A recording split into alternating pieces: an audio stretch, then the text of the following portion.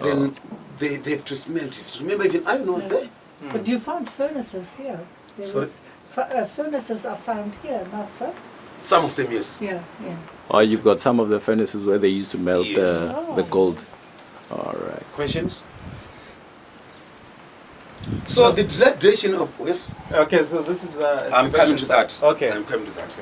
The dilapidation of Mapungubwe is when you see the arise of Great Zimbabwe and Tulamela and Kugalishi. Mapungubwe was the first kingdomship in southern Africa. Cameroons came later. Swahili came later. Musiwa Tunya came later.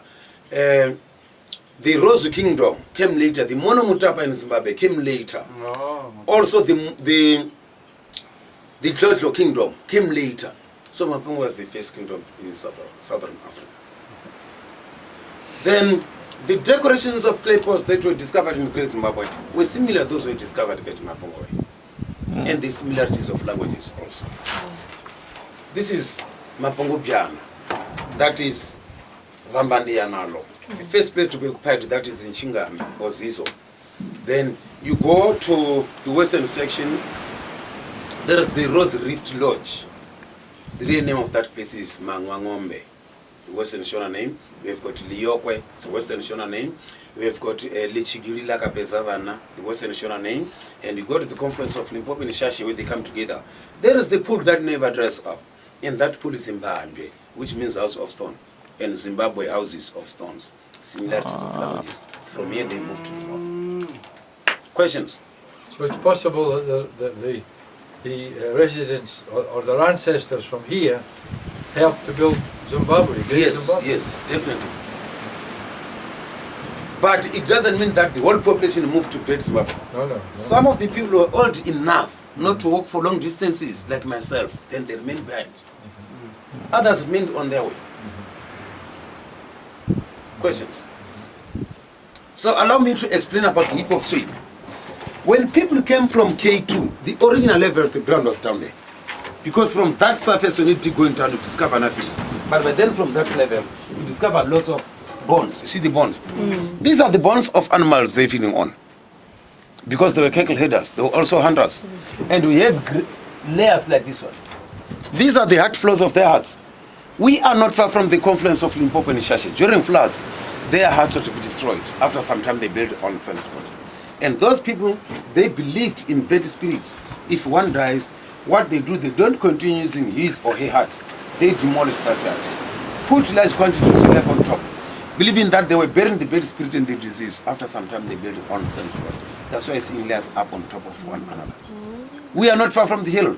During erosion, much more soil is just coming from the side of the hill. The brown layer. They have to realize that white ants are to penetrate to eat the poles of their hearts and grasses. They started to mix soil and cow dung to prevent white ants not to go through. So through this time ruler, 1220 is when Mapungubwe was to be occupied by people from K2. Or let me say, only royalties moved from K2 to be up on top of the hill.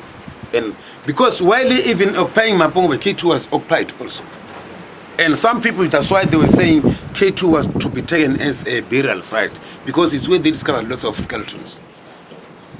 And Mapungubwe was to be occupied, Great Zimbabwe was to be occupied by 1250, which means it's younger than Mapungubwe. So because of drought, diseases, then it's when you see the arise of Great Zimbabwe. Questions? Questions? Okay, so there, that cementish thing that looks like a bit like cement. Yes. What do they use there? Soil, just soil from the termite mold. Okay. Soil from the termite mold. Then questions? If you take a look very well to the other side, the pictures, gold. Gold was from Zimbabwe, from Botswana. And mortar stones, I'll show you up on top of the hill. Some foundations, I'll show you up on top of the hill. And if you take a look very well to their tools, they show that it was the time of Middle Iron Age. For early Iron Age, their tools were very big. Middle Iron Age are to be reduced, and late Iron Age are reduced to be. Then they have to spin wild cotton to make some threads because they were receiving cloth from the Arabs and the Chinese. Then there was what we call white cotton. The hand hoes that were used to practice agriculture. Glass beads are from the east. There is something that is much more interesting from 5 beakers. You see, they've got different decorations. That's why some of the researchers will tell you that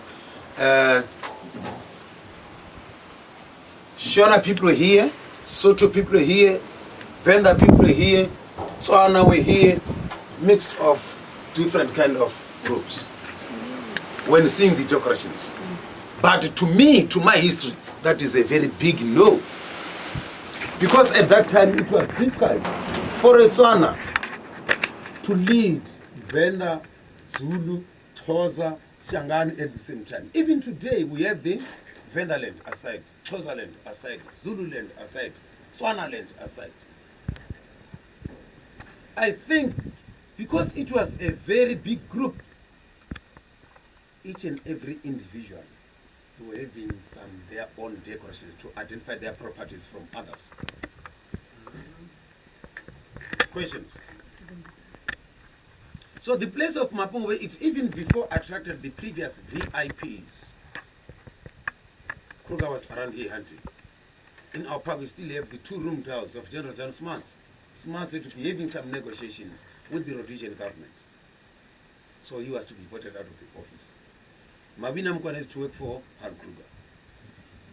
So you go to the western section, there is the Rose Rift Lodge, named after Cecil John Ross when going to Zimbabwe. He used to camp there. So I don't ever state with this history because the really little boy who shot Van Kraus the Hilbeck was my grandfather. For my grandfather used to feed me with traditional and oral history, the beliefs of those people, what kind of plants, trees, bushes that were used to eat medicine. So I used to take my client to my grandfather before he passed away. Only unlike he passed away when he was 102 years old, 2010. So I know this history before the park. Questions? So you know all the heads around here. Yes, the history. So I took a certain white man to my grandfather 2001. That is Peter. I took Peter to my grandfather. We even crossed it to Botswana to some of elderly grandfathers of mine who had studied my primary education. When he came back, Peter was much more fascinated by the history. Then he asked me that, Humus, why don't you write all these things down? Then we can print out the book.